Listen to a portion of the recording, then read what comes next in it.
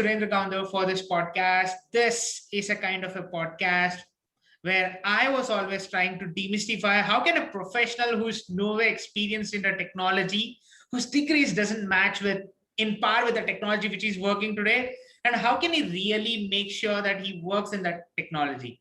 Like I always had this question in myself, like if I don't do engineer, can I really go back to the world of tech? That was my questions. And I think I have a person here who is trying to demystify about all the myths about what this technology had instilled in us. Like you need to have an engineering degree in order to be in the world of engineering. I think Sir has already been in a lot of academic hustle. Like he has been in best of the best institution. He has seen the best of the best people in the industry. But now, in his journey, in order to demystify more of the best part about what he can do in the technology, he has a startup called as Tango I. And I think probably the one of the most desired guests among all, because no way that we are going to demystify everything about the startup world, everything about the AI, but we are also going to demystify some more about his journey in the field of technology and also his journey as an entrepreneur. I think it's my pleasure to have you as a guest on my podcast. Thank you so much, sir. Thanks, Vishwas, for the warm welcome. Love to help in any way possible to, spread the word on what we are doing and how we've come up to where we are today. So yeah, absolutely would love to start. Yeah, I just want to just get to know what was your journey in the field of academia. Like, when we are students, I think the maturity starts when we are in the 15-year-old and a 20-year-old, that we need to be somebody as good as a prof that we are listening and things like that. But I want to really get to know what was your journey as a student? What was your journey in the world of academia?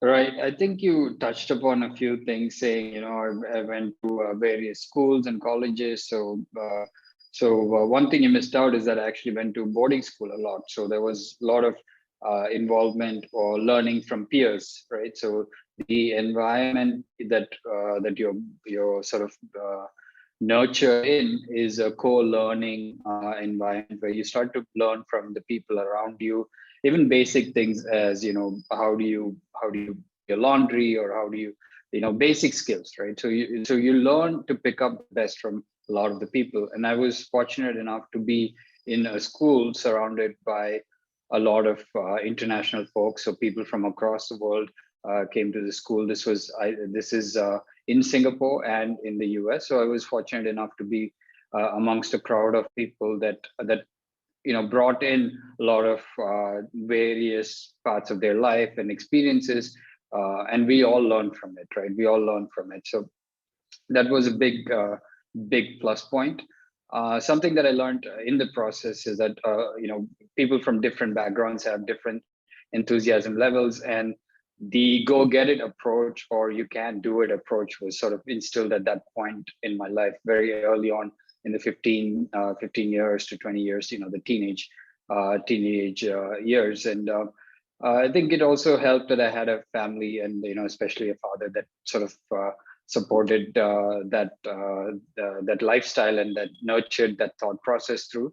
Maybe today being Father's Day, it's appropriate to mention that also. Yeah, but like, what were the absolute things, like in a gist, what did you learn from your journey in the field of academia? Like, not as a teacher, not as a student, that we can demystify apart from what we teach also. Like probably there's a doctor who is also more interested in deep learning tomorrow. Like I have interviewed a doctor who's also more interested. Like what was that learning that you got from that? Like, of course, apart from the marks. Honestly, Vishwas, I think a lot of people talk about, the learning that you got, right? I would rather focus on the ethos that you take out of that, your learning experience or your school days, right? I think that is more important. Like I wasn't a stellar student of any sorts. Like, maybe in certain subjects I definitely excelled in, and those were subjects that I had an interest in, whether it was, I did do some computer science. So in computer science or finance, right, where I like to, apply my mind, those are places where I excelled in. But at the same time, I was very, I wasn't interested in other subjects. So I would say I think it was the ethos that I took away from my learning experience, and that ethos is really, if you want to do something, do it, and do it to the fullest, and don't give up. The tenacious behavior, I think, is what I took away from the academia, whether it was in my school days or at Boston University. So it was that kind of an environment where you have to, it's a lot about how much you put into it, and how tenacious are you to achieve your goal. And I think that's the ethos that I took away, rather than saying, this one subject really mattered. And really, I go back to one of my professors. I still remember this economics 101 professor, Mr. Zagorski, actually. So he in Boston University. So he once mentioned to me, I was sort of disappointed between an A and an A minus, and I think he once mentioned to me that, this grade is not going to matter a few years down the road, whether it's 5 years or 10 years down the road, and it's more about, it's the bigger picture. And I at that point I struggled to understand what he meant, because every grade sort of counted towards which internship you got, and then which internship dictated which investment bank you went to, or which tech company you joined. So I was sort of struggling to understand that. And I think today I really do understand what he meant, and that is, there's a bigger picture out there about academia and what academia teaches you for the bigger, for the real world, right? And that is more around ethos, your ability to persevere and win, or beat certain challenges in life. I think that's what matters the most. Yeah, many people have really disrupted my mindset in such a way that whatever you do, just make sure that you give 110%. Have you ever put Yeah. every ounce of blood, sweat, tears into that work? Like, are you that impressed by the fact that somebody is also doing it with a lot of dedication? That's what my teachers also taught me. Yeah, I think we had a lot of people who disrupted our mindset and made us what we are today. But like, I want to demystify more Yeah, about and a your lot of profession. those things. You can continue, sir. You can Yeah, continue. and I just want to add, like, a lot of those things at that point, sometimes they don't make sense, and I think a few years down the road, things do make sense, because those people have sort of been or ahead of you in the journey of life, right? So they're able to maybe look back and give you certain pieces of advice that more wide angled, bigger picture. And I think it's always important to look at the bigger picture, and rather than getting bogged down into the details and saying, I didn't do well in this one class, or how is this one subject going to shape my life, but yeah, so I think that's also important. Yeah. But like, I want to demystify more of your professional journey. How was your professional journey like? When we talked in the pre-podcast call, I think that was an interview for me also. So I just wanted to just demystify more of your professional journey, where how did you meet very good people who are much more better than you in the industry, and how did you get influenced by them? And also, what was that absolute lessons that you really learned from your professional journey? Like, what did it really teach you for life? Yeah. No, I think so. I would sort of start by saying, when I was graduating, or upon graduation, like most young people out of a finance degree or a finance major, would want to go into an investment bank, right? I think this was sort of right at that cusp of where banks collapsed, and we had various banks go down. Um, and things started changing in the investment banking world, right? People weren't hiring as much, but people were starting to look at tech uh, uh, as an opportunity. I actually wanted to go down the entrepreneurial journey right at that point. I did think about doing something in the t-shirt apparel space and all of that, but I think Very quickly, I realized I didn't have, or I didn't have enough experience around the various other parts of the business, right? How do you manage a team? How do you, maybe manage a logistics pipeline? How do you engage with various people across the value chain, right? So I quickly realized that, and I thought, okay, let me pursue my passion towards investment banking and go down that route. And that's when I landed at Credit Suisse. So, and I worked at a niche profession within the banking sector called prime brokerage. So where we dealt with a lot of hedge funds. So that was our predominant business. So we worked with hedge funds to do everything that they do, and this ranges from trading their stocks or trading for them, to providing them with leverage, and even understanding the ins and outs of their business and the markets, right? Sure. But what was your journey in the Wall Street? Because moreover, like, as soon as we hear the word called as Wall Street, money pops up. But there is a huge difference between the money and the work that you actually learn there. Because I've met a guy who was there in Wall Street, and he literally told me it's not about money also. It's also about how you meet people there also. Like, people might be hungry for the money, and they'll be like, okay, I need this much amount of money, this much amount of time, and nonsense like that. Like, what was your journey in the Wall Street, and how did it pave your way into the world of tech?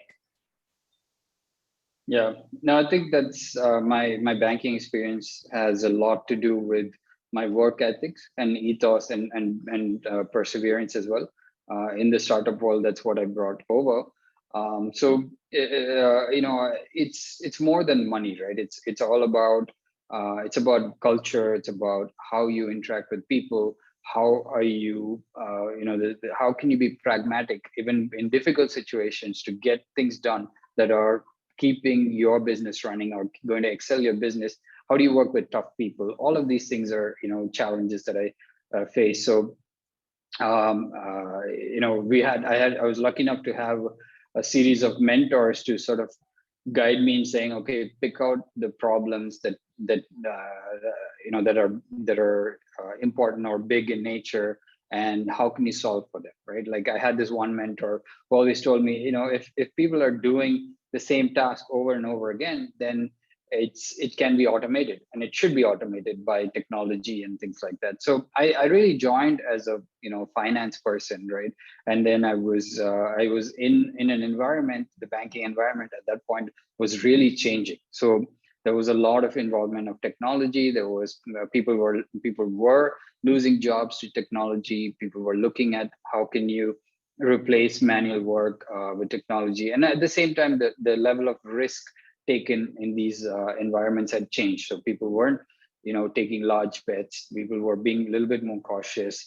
Whether that worked or not, we don't know, because there's still a lot of things going on. But it was that environment where it was less risk, keep the bank running, automate things, be more cautious, that kind of an approach, where I got to learn from a lot of people. So I was sitting on the trading floor, in New York, in one of the premier investment banks. And the biggest thing that I took away from that was the learning experience with everybody around me. And so I remember some things that we used to do, right? For example, we used to we have a division called the securities lending, where I was. So we used to do a lot of manual work around data crunching. So there was a lot of work being done around data crunching, and goes back to one of my bosses that said, if you can automate these things, then you're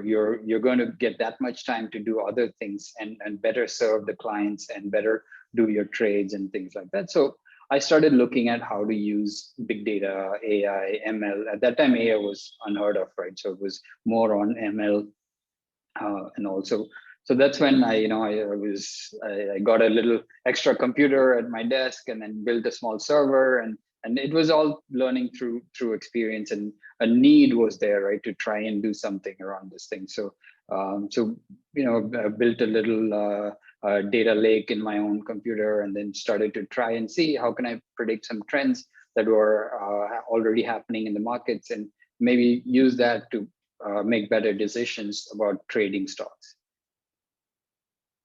Yeah, last time I had a podcast with Scott Taylor, who is Mm-hmm. wonderful professional in the world of data science. Trust me, he doesn't speak any jargon like any of the scientists. He's on the point. He's behind the story of the data. But Mm-hmm. he is also a person who has no degree in the data science, no degree in the tech at all. His degree Mm-hmm. comes at little arts. Like arts is what he literally learned about. Not even accounts, Mm-hmm. like French, English, music, and all these things were his portfolio of subjects that Mm-hmm. he absolutely had to learn. But I want to ask you this one question, because this world of tech is filled with jargons. As you said, the data lake, the data warehouse, and all these kind of nonsense pop up all of the sudden and say, should I really work in this tech? Because everything is changing like back to back to back to back to back. I want to Mm-hmm. ask you this one question. How did you encounter this technology as your portfolio? Like, what really made you fascinated about the technology? And what was your first encounter in the world of tech? Of course, we all had the TV and the things like that. Not about it, but the data technology that we are talking about. Yeah, I think really my first encounter in the AI, big data, ML space was really at Credit Suisse, when I was sitting there trying to, we were sitting on a lot of uh, trading information, right, that's happening in the markets, and there's a lot of media information as well. So my first real encounter was to try and use NLP to derive sentiments on the stocks that were being traded, and also match that with my trading book to see whether those sentiments were actually being reflected in the trades, or can we get some forward indication on what's going to happen in the market based on these sentiments, right? So that was my first encounter. And like you said, Vishwa, so there's a lot of jargon out there, right? And I learned that after the jargon came after I learned what that was. So I did it because I had a need. So I started putting this data together because I wanted to. Right? There was something that I was looking to discover or find out some trends that can help me do what I'm doing better. And that's when I started putting these things together. And once I put it together, that's when I realized, oh, I'm actually putting a data lake together. And then when I started putting few algorithms together and combining those algorithms, and then some friend that I was talking to was said, hey Surendra, that's actually a stacking method. So that's when I learned that these things are what they are. But I was already exploring them because that was the natural progression towards getting what I wanted to do, right? But like there are ways in which people have been fascinated about the world of tech. Like people just came in, they saw some problem statements which are yet to be solved, and then they started thinking about the problem statement, and then they started out this journey of learning, and then this startup world just calls them in and says that, hey, you're good enough to solve this problem statement, so just build something with it. But I just want to Mhm. ask you this one question, like what really paved you that passion of building startups? Because I feel some people are just being in the world of startup without problem statements, without knowing what's their niche is. But when I had that interview with you, I think probably I really thought that you have that niche of technology. So that's why you came into this world of technology. So I want to know a little bit of story about what made you start this startup, the Tango I that you really came up with. And also it's running pretty amazing in terms of doing some very good things in terms of computer vision. I think you can say some story behind your startup journey also. Sure. Yeah. So I think, like I said, I was this, guy sitting in a desk at New York, and I would often come back to visit India, right? So what bothered me a lot is the inefficiencies in various levels of retail, or whether it was, service industry or hospitality. Just going to go out and get a sandwich or a burger. was completely different experience in the US, and then completely different in India. Right? Where we had, I would go to any restaurant in India, and I would see the level of inefficiencies where people are just crowded, or staff are just crowded in one area, joking around, where there are a lot of customers that are waiting to be served, or it's completely unprofessional, and they lose customers because of this, and they have a bad experience because of this. Right? This is generally something that would never happen in the US or Europe. And what I really wanted to do is, hey, there are already cameras out there.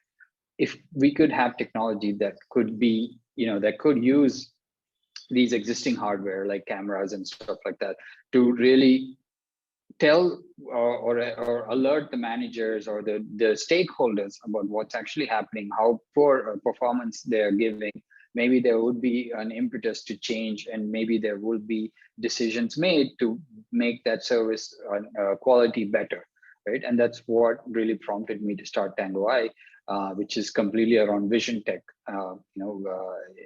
completely using the video data or image data to generate some insights around these exactly the same problems that I faced as a consumer.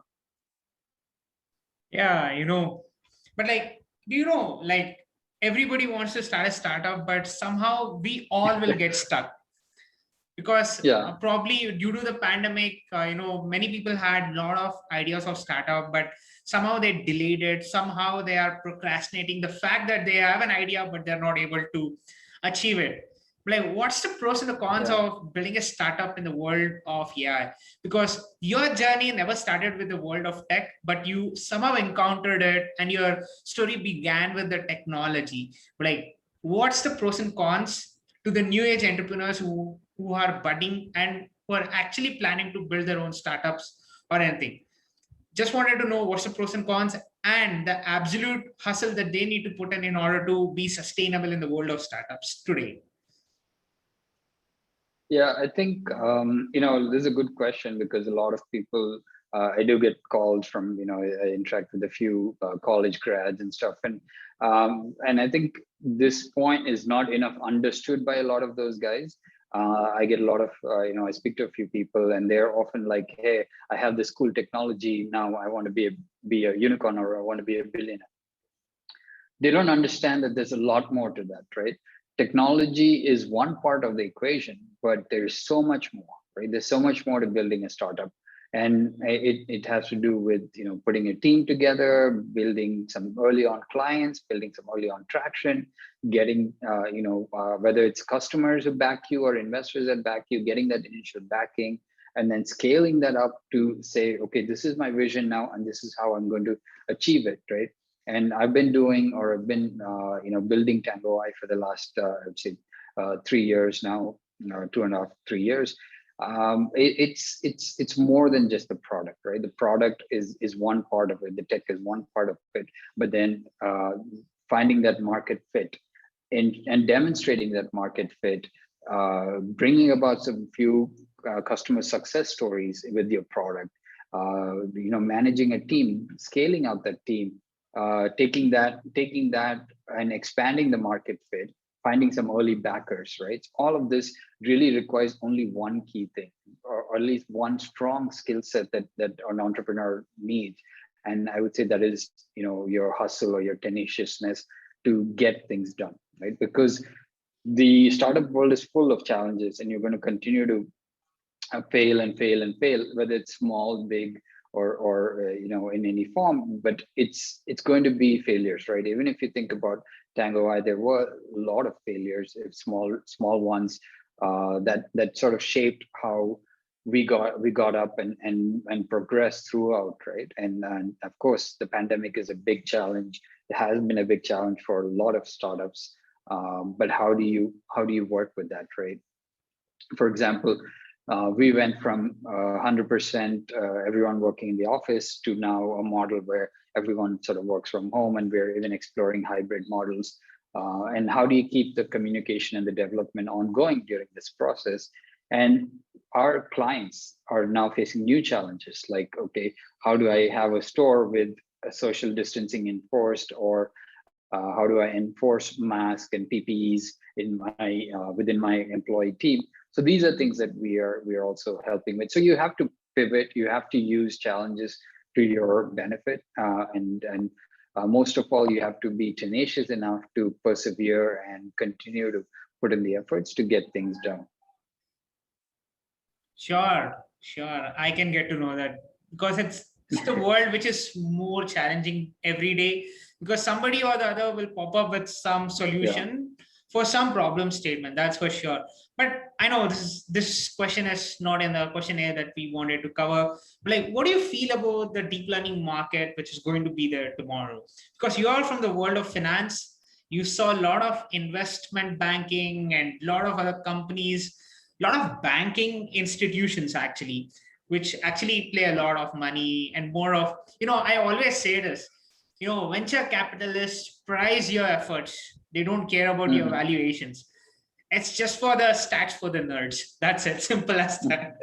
I always make Mhm. fun of all the MBA folks who literally, I have some contacts with IIM people, and even in my college, I knew some MBA folks. I always used to say them, your valuation is just that for the nerds. We or else or the world, which is the VCs, don't care about your stats and things like that. But I want to ask you very particularly, what do you feel about the deep learning industry that is going tomorrow? Like, what are we going to achieve in the future? Because your experience in finance and analytics and everything probably might give a lot of insights to the people who are working in this tech. Yeah, so that's a really good question as well. So I think deep learning or vision tech is going to change the world as we know it today, right? And I strongly believe in that. That's because, think about how computers changed from when you could initially only communicate with the computer with your keyboard, right? And then came the GUI, the graphic interface, right? And you had a mouse. And think about what that did for applications or various applications of computing and robotics, right? So that's the same level of impact vision tech is going to have on anything that uses a computer. And now I'm saying, I'm putting a wide net and saying it's anything that uses a computer because it can be cars, it can be fridges, it can be, your AC, it can be your actual computer, and add a camera to this, right? And now you can use this input a device to communicate with your computer and say, okay, do this when you recognize something happening.